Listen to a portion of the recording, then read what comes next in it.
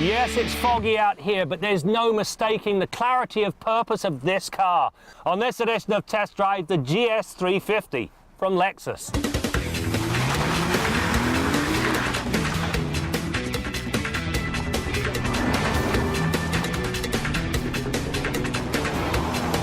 At the preview of the Lexus GS350, I was impressed by just how light the full-bodied sedan felt on its tyres.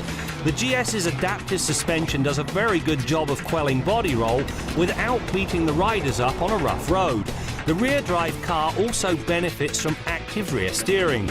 The latter can turn the rear wheels by up to 2 degrees, which imparts a better turn-in and overall precision. It's all a part of the F-Sport package.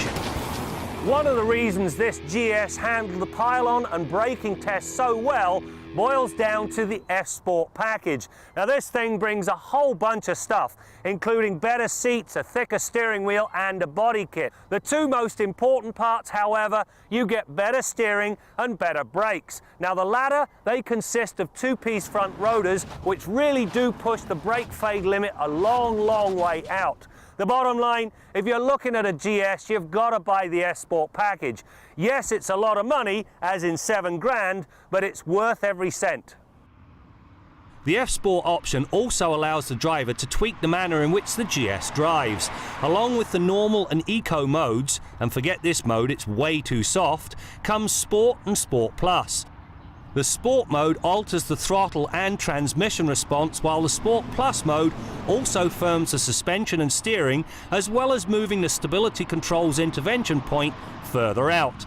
Generally, the Sport mode is the right one for all eventualities.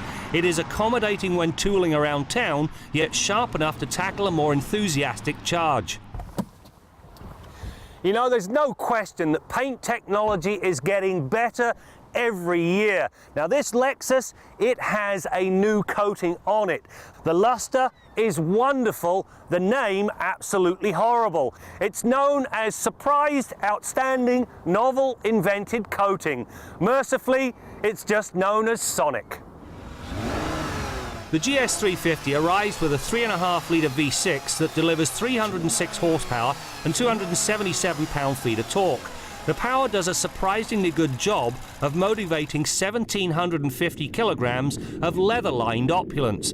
I clocked the 0 to 100k time at 6 seconds and the 80 to 120 passing test at 4.7 seconds. Both times are more than up to snuff. Lexus also did a good job of making the GS350 produce the right noises when it's worked. The siren is rewardingly throaty. You see, there's an acoustic amplifier built into the intake system.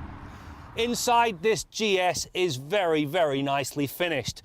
Top-class materials, very comfortable seats, nice chunky steering wheel, part of that F-Sport package, and you get all of the luxury items you could possibly want. But as is becoming more and more common, most of the functions are controlled through this central controller.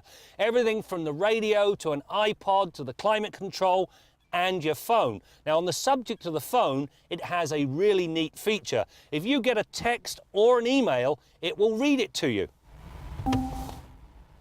You are watching Motoring TV on TSN.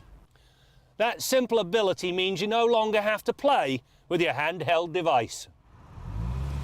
If there is a powertrain disappointment, it's the number of gears in the transmission. Certainly the 6 speeds work very well with the engine, and the shifts are smooth when loafing along, yet snappy when the driver flicks one of the steering wheel mounted paddles. However, given the 7 speeds employed by Infiniti and Mercedes-Benz, and the 8 speeds that you'll find in Audis and BMWs, it would behoove Lexus to drop the 8-speed automatic out of the LS430 and into the GS350, especially when it's equipped with the F-Sport option.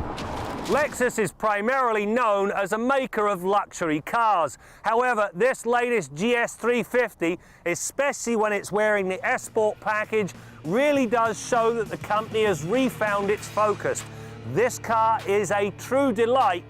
What they've done to this car, I hope it transcends the rest of the brand.